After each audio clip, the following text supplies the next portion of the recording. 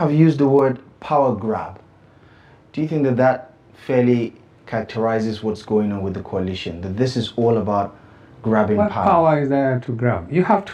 This coalition will have the most difficult task getting power from President Tinubu.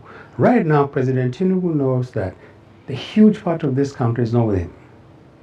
He also knows that he has 2 years. A huge part of this country is not with him. Large number of Nigerians. The people or the people? You're talking about sections. Nigerians. Okay. Nigerians. I had former governor of Kaduna State, Nasir El-Rufai, say they have done some surveys, 70 here, 73, I know with him. In one of the interviews I gave, I said, I'm sure if you go to the north, which is an area I'm a little bit more familiar, it's not a survey, but I assure you, if you talk to 10 people, 8 will say they will not vote for Tinubu under the current circumstances. Maybe he can improve the performance of his administration. Maybe he can win back some of the support that he had in 2023 and he lost it.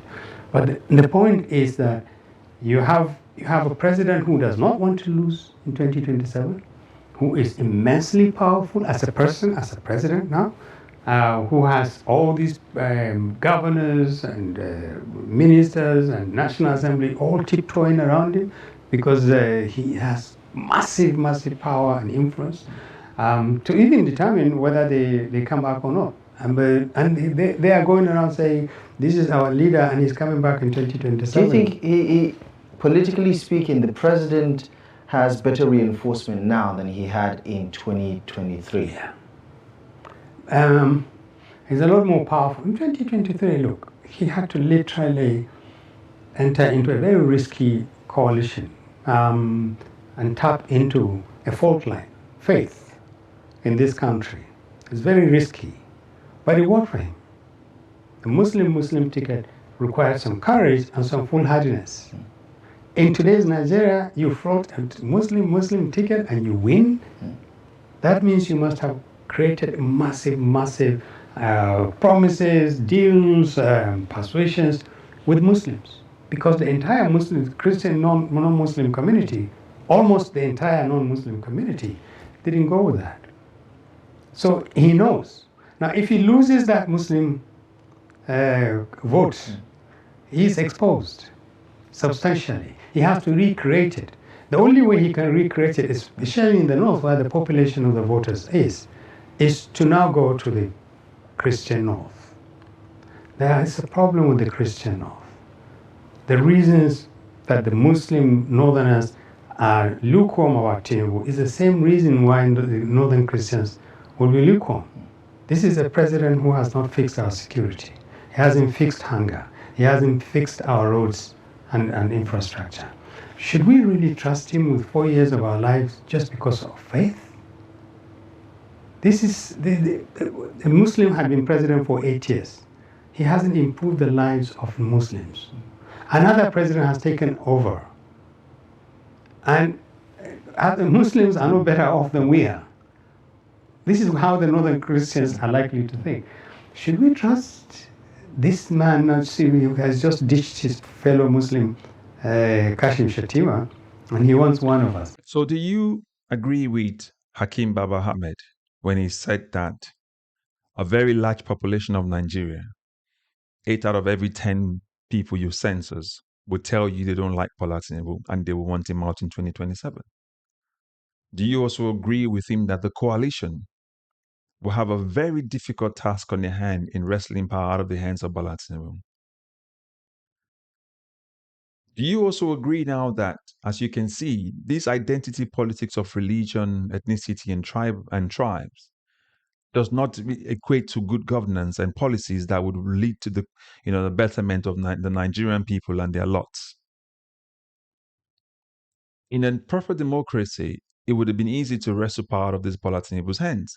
In a democracy that works, not where it's packed with corruption, it would have been easy. It would have been a smooth sailing task.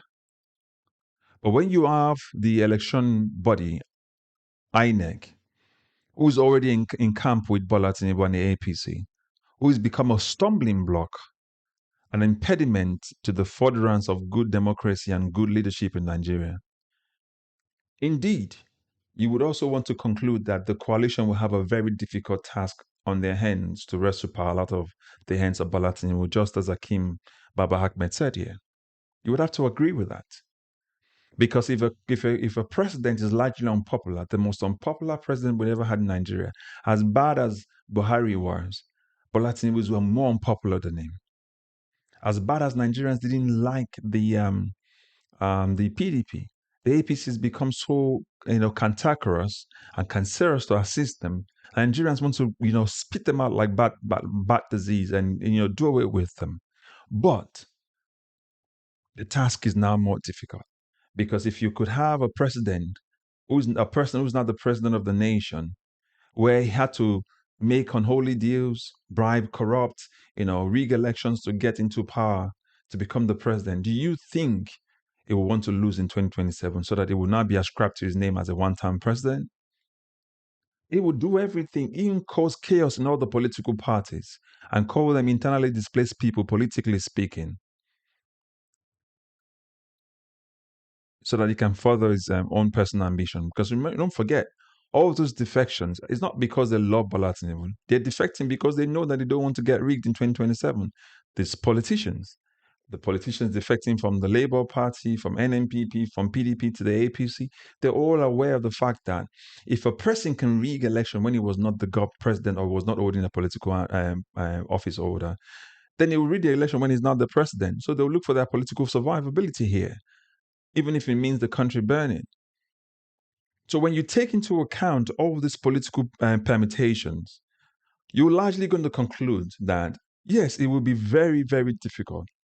In fact, it will be an Herculean task for the coalition to defeat Bola Tinubu in 2027, because INEC is working against the coalition already. INEC is working against other political parties just to make sure that Bola Tinubu remains president. Bola Tinubu's formed an alliance with most of those defectors, especially in the southern region, to make sure that when they want to rig elections in 2027, it will be hard. That's why we get all these defections, where all the opposition have become one party with the APC now. So you can see exactly what is really going on in Nigeria, where the president can literally usurp the power of a democratically elected governor and uses the National Assembly to stamp it into law and then impute his own person. Furthermore, 3 months down the road, make an agreement with the person and they resolve the issue. And we're finding out now, as it's been speculated from the news as well, that Fubara might not run in 2027 and that it will allow everything that Wike wants. So what sort of nation are we saying we're running? And this is why we have to also remember this is politics of religion. For all of those people who were sentimental about Bola Tinubu being a Yoruba man, they have to vote for a Yoruba man, or being a Muslim, you have to vote for a Muslim, or you want a Muslim ticket. Have you now seen that this religion in question, this ethnicity, or this tribal politics you played, has not resulted into your standard of living getting better? Because it's only played to you and for you to lean in them and lean towards them to better them, not you. Because they know that when you are empowered, it will be difficult for them to use you the way they're using you. Politicians thrive. They thrive on the sentiment and the lack of education of their voters. And that's why our politicians have largely put Nigerians in poverty. And especially this particular government has put more Nigerians in multidimensional poverty, where the cost of living is not even now better than the living people in question. People are literally living from the scruff of the neck just to have their daily bread. For a government that is progressive. So that's the kind of question we're asking all of you. That's the kind of sensitization we need to take to the voters as well as we sensitize them. That's the kind of Nigeria we need to say we don't want to be part of. We should not want that sort of politics in our nation where it is sentiment based on religion, ethnicity, and tribe, rather than policies on how to build our roads, hospitals, and schools, how to bring economic furtherance in the nation, rather than what this government is selling to Nigerians. These are the kind of questions that you should be asking your governors, your presidents, your lawmakers. What are your policies? As we approach 2027, that should be at the core of our mind. Let us be sure that as we listen to what they have to offer, it doesn't matter whether or not it's Peter Obi. Listen to their policies. Let them articulate their policies to you. And then you should be sure to be able to question it and query it. I mean, for the coalition, just to sidestep a bit, for the coalition, the easiest thing to do for the coalition, anyway, in anyone's opinion who's got a sense or two, will say to you, to Atiku, step aside. Step aside. There's one person amongst you who's got a national appeal. Step aside. If he's going to join you with in the coalition, just say you're doing a consensus right now. This is the person you're all voting for to become your flag bearer, and that's Peter Obi. Get somebody who's more go out another appeal as well across the nation, and get the person in. And then so you go in one fight, knowing the fact that PDP is already a corrupt system already right now, because Wike's only purpose within the PDP is to destroy it. And that's why it's there. Once he's done destroying PDP in 2027, it would defect to the APC. That's his task.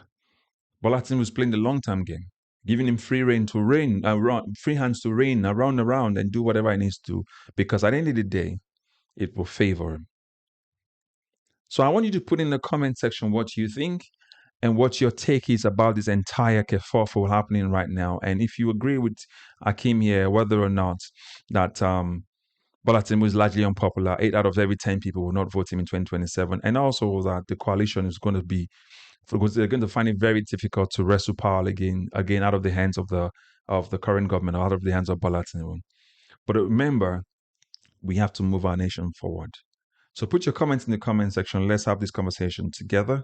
But so don't forget to like, share, and subscribe if you've not done so. And remember to recommend this channel to others. God bless you. I will catch you up in the next video. Bye-bye for now.